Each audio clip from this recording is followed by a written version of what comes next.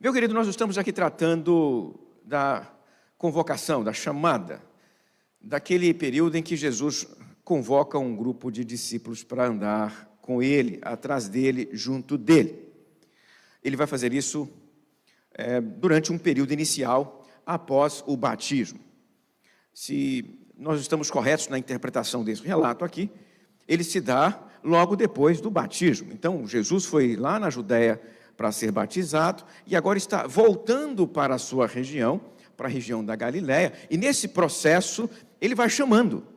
Alguns vieram com ele do círculo do Batista, ou seja, ele foi lá, se batizou e ainda tirou membro da igreja do Batista lá, né? Tirou e levou com ele lá para a Galiléia. E estes chamaram outros, e no caso, é neste contexto que acontece o relato que eu coloquei aqui para você. Eu preciso contextualizar o que nós lemos, para que fique mais claro os encontros e as palavras ditas aqui nesta passagem do Evangelho de João. E para contextualizar, eu preciso ler para você, ou eu quero ler para você, um pequeno texto escrito no final deste século, entre 90 e 100, talvez até 110, se a gente for muito negativo com relação à data. Estou falando de um documento antigo chamado Didaquê. O Didaquê só foi encontrado pelos estudiosos na metade do século XIX, em meados de 1850, estava perdido numa biblioteca, acharam o documento, todo mundo se interessou por ele, e realmente ele é um texto muito interessante para nós que estudamos o movimento de Jesus. Por quê?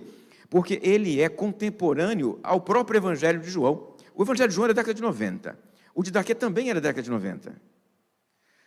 Se você esticar um pouquinho, ele também é contemporâneo ao Apocalipse de João e ao Clemente de Roma, mesmo período histórico. Então, 3 documentos assim, antiquíssimos. Evidentemente, Bíblia é o Evangelho de João e o Apocalipse de João. Nem o Clemente de Roma e nem o Didaquê é Bíblia.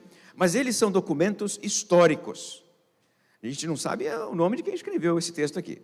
Mas esse texto aqui é histórico, apesar de anônimo. E aí, no capítulo 11 desse documento, ele fala sobre um grupo de líderes, profetas e mestres, e usa insistentemente uma expressão que é nos moldes de Jesus, como Jesus fazia. Eu queria que você percebesse como, na década de 90, este texto pensou o ministério de Jesus. Didaquê, 11. A respeito dos mestres, apóstolos e profetas, portanto, quem quer que venha e te ensine todas as coisas que foram ditas antes, o receba. Mas se o próprio mestre se volta e ensina outra doutrina, a destruição deste, não lhe dê ouvidos. Mas se ele ensina para aumentar a retidão e o conhecimento do Senhor, receba como o Senhor. Mas, com respeito aos apóstolos e profetas, que hajam de acordo com o Evangelho. Todo apóstolo que vier, seja recebido como o Senhor. Mas que ele não fique aí mais do que um dia. Isso é interessante, observe aqui. Se ele ficar mais do que um dia, 2 dias ou mais, não o hospede. Viu aí? Parece que tem algum problema com a hospedagem desse povo aqui. O texto continua. Se ele permanecer 3 dias, é falso profeta. Veio visitar a igreja, ficou 3, falso profeta. Até 2 vai, 3 não pode. Aí ele continua falando. Quando o apóstolo vai embora, não o deixe levar mais do que pão até que ele se hospede. Se pedir dinheiro, é falso profeta. Olha aí. E todo profeta que fala no Espírito, tu não deves nem provar nem julgar, pois todo pecado será perdoado, mas este pecado não será perdoado. Ele está citando aqui o próprio João. Né? Contudo, nem todo aquele que fala no Espírito é profeta, mas se ele se mantiver nos caminhos do Senhor, é. Portanto, o falso profeta e o profeta, pelos caminhos serão conhecidos. Todo profeta que pede uma refeição no Espírito, não come dela. Mas se comer, é falso profeta. Ele não pode nem dar comida para o cara. Não pode. Todo profeta que ensina a verdade, mas não faz o que ensina, é falso profeta, é óbvio. Todo profeta que for verdadeiro, opera no mistério da igreja do mundo. Porque assim fizeram os profetas antigos, como Jesus. Mas quem diz no Espírito, me dê dinheiro ou qualquer outra coisa, não dê ouvidos. Mas se lhe diz para que dê dinheiro para o pobre, aí sim, pode dar. Receba todo mundo que entra em nome de Jesus e prove e conhece e o conheça posteriormente, para que tudo tenhas entendimento do certo e do errado. Se aquele que vem é um peregrino, ajude-o até onde for possível, mas que não fique aí mais do que 2 dias, como o Senhor. Ok, eu vou parar por aqui. O texto continua falando, mas você percebeu que ele tem uma implicância com quem fica mais do que 2 dias. Ele tem um problema com quem fica mais do que 2 dias. E ele vai insistindo no fato de que o profeta verdadeiro é andarilho. O profeta verdadeiro não pousa mais do que 2 dias num lugar só.